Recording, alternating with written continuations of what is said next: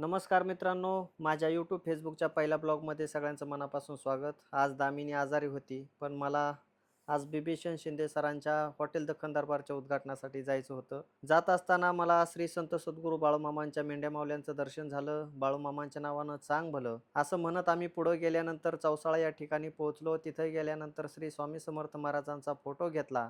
चौकामध्ये reel star मित्रांचा banner लावण्यात आलेला होता आणि त्याच्यानंतर आम्ही पोहोचलो हॉटेलमध्ये. हॉटेल दख्खन दरबारला पोहोचल्यानंतर कोंडू तात्यांची भेट झाली. विविध मान्यवर आल्यानंतर सगळ्यांच्या उपस्थितीमध्ये हॉटेल दख्खन दरबारचं उद्घाटन पार पडलं. सगळे मान्यवर हळूहळू उपस्थित होत होते. उपस्थित झाल्यानंतर बिभीषण सरांनी कोंडू तात्यांचा यथोचित मान सन्मान केला. त्याच्यानंतर माझा देखील यथोचित मान सन्मान केला. खूप आनंद वाटला, खूप भारी वाटलं. जीवाभावाची माणसं भेटली. त्यांना हॉटेलसाठी खूप साऱ्या शुभेच्छा दिल्या. त्यानंतर कोंडू तात्यांचं भाषण झालं. त्यांनी देखील त्यांना खूप साऱ्या शुभेच्छा दिल्या.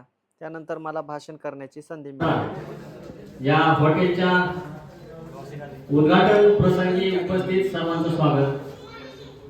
बिभीषण शिंदे दादा आणि वायभट सर यांना माझ्याकडनं खूप साऱ्या शुभेच्छा. आता माझं गाव सांगायचं झालं तर काष्टी ते चौसाळा अंतर आहे 140 किलोमीटरचं. आणि त्यांनी मला शब्द दिला होता की उद्घाटनासाठी तुम्हाला यावंच लागेल.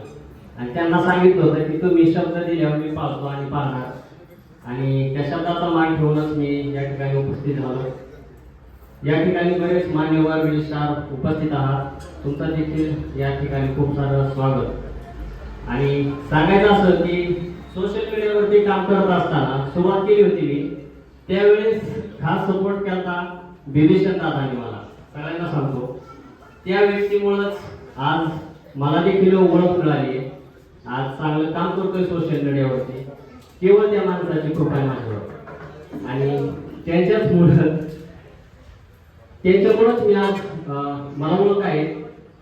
तर सगळ्यात महत्वाचं त्यांना या अभिनय क्षेत्रातून त्यांनी आता हॉटेल क्षेत्रामध्ये पदार्पण केले. त्यांना त्या भावी वाटचालीसाठी खूप साऱ्या शुभेच्छा देतो. आज त्यांची हॉटेल दख्खन म्हणून पहिली शाखा आहे, तर अशीच त्यांची दरवर्षी एक शाखा वाढत जावो अशा सदिच्छा व्यक्त करतो आणि थांबतो. आणि त्याच्यानंतर रोहित उगले सरांचंही भाषण झालं. त्यांनी खूप साऱ्या शुभेच्छा दिल्या. त्याच्यानंतर शेतकरी जोडी यांचं देखील आगमन झालं. त्यांचाही यथोचित मान सन्मान करण्यात आला. त्यांनीही हॉटेल दख्खन दरबारला खूप साऱ्या शुभेच्छा दिल्या. आणि त्याच्यानंतर रोहित उगले यांचा बंधू, त्यांनाही खूप साऱ्या शुभेच्छा दिल्या. आमचे फॅन्स फॉलोअर्स भेटत होते, मात्र काही ठिकाणी आम्हाला व्हिडिओ घेता आले नाहीत. त्याच्यानंतर सुजित पवार आले, त्यांची भेट झाली, भारी वाटलं. आणि त्याच्यानंतर माझा कॅमेरामन तुषार आणि आम्ही दोघांनी श्री स्वामी समर्थ महाराजांचा फोटो शिंदे सर आणि वायभट सरांना देऊन त्यांना भावी वाटचालीसाठी खूप खूप शुभेच्छा दिल्या. त्याच्यानंतर बाकीच्या रील स्टारसोबत गप्पा गोष्टी रंगल्या, खूप आनंद वाटला. त्याच्यानंतर बाईट दिली की मित्रांनो, या ठिकाणी कधी आलात चौसाळा या ठिकाणी तर हॉटेल दख्खन दरबारला एकदा अवश्य भेट द्या, जेवणाचा आस्वाद घ्या. त्याच्यानंतर आमच्या जेवणाची सोय दुसऱ्या हॉटेलवरती केली होती. जेवण केल्याच्या नंतर घरी निघण्याची ओढ होती, कारण की मिसेस दामिनी घरी आजारी होती. नमस्कार मित्रांनो, तर आम्ही हॉटेल दख्खन दरबार या हॉटेलचं उद्घाटन पार पाडून आता घराकडे निघालोय. तर आज दिवसभर आम्ही ब्लॉग बनवलाय, पहिल्यांदाच बनवलाय. आणि तो कसा झालाय तो कमेंट बॉक्समध्ये नक्की सांगा. आता घरी गेल्याच्या नंतर बाकीचे काय घ्यायचे असेल आम्हाला कुठलं काय सीन, तर तो ॲड करूया. चला, थँक्यू. आणि व्हिडिओ पाहिल्याबद्दल मनापासून आभार सगळ्यांचं. धन्यवाद. हे बघा शेतकऱ्यांची जनावरं कसं चाललंय, घराकडे चाललेत. आता दिवसभर इथं चारा खाऊन मस्तपैकी घरी निघालेत बघा. आता हे सगळ्यात भारी व्ह्यू आहे सध्याचा. आणि संध्याकाळचे वाजलेले आहेत 5:17 झालेत. चला मित्रांनो, पुन्हा भेटूया नवीन ब्लॉगमध्ये. पुन्हा एकदा ब्लॉग बनवू आपण दुसरा. हा पहिला आहे. कसा वाटला ते कमेंट बॉक्समध्ये नक्कीच सांगा.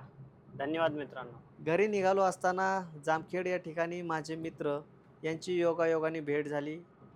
मस्त ते हे पाहत असतो रील वगैरे छान. हा ते काय त्याच्यामुळे ओपनिंगला बोलवलं मला इकडे घेतलं चौसाळ्याला. आम्ही DED ला सोबत होतो. ते शिक्षक म्हणून जॉईन झाले आहेत आणि त्यांचे मिसेस देखील जामखेड या ठिकाणी शिक्षिका म्हणून काम करत आहेत. खूप दिवसानंतर भेटल्यामुळं बोलता बोलता कधी वेळ होऊन गेला हे समजलं नाही आणि त्याच्यानंतर आम्ही घराकडे निघालो. उशीरही खूप झाला होता. मुली वाट बघत होत्या. येताना पुन्हा बाळूमामांच्या तळावरती कीर्तन सेवा चालू होती. आम्ही लांबूनच बाळूमामांचं दर्शन घेतलं आणि घराकडे निघालो. मुलीचा फोन येत होता, बाबा लवकर या, आज 26 जानेवारीमुळं मला खाऊ भेटलाय, तो खाऊ मला द्यायचा आहे.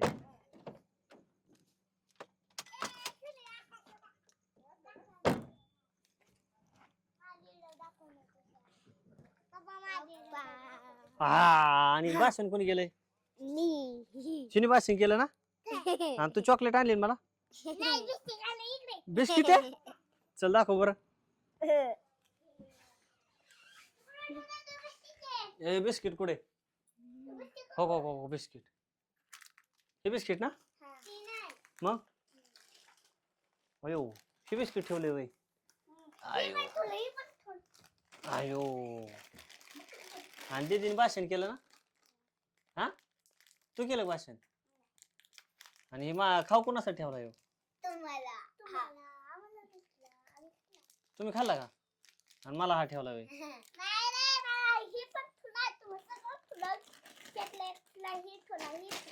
एवढं ठेवलं काय मला? आणि तुला?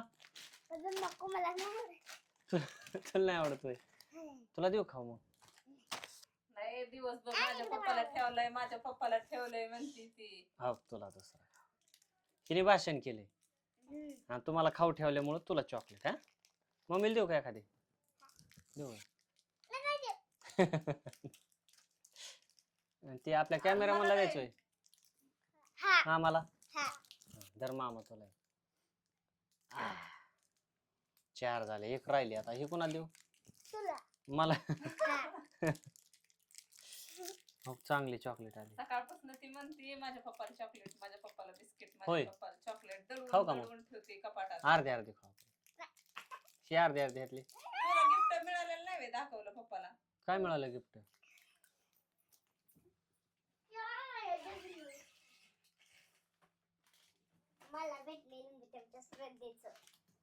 लिंबूच्या स्पर्धेत तुझा पहिला आला. तुझा कशात आला? गप्पा आणण्यात आला ना? हा गप्पा मारण्यात. चला एक पी द्या पटकन तुमची एकदा. तर मित्रांनो हा ब्लॉग कसा वाटला कमेंट बॉक्समध्ये नक्की सांगा आणि पुन्हा भेटूया नवीन ब्लॉग सोबत. धन्यवाद.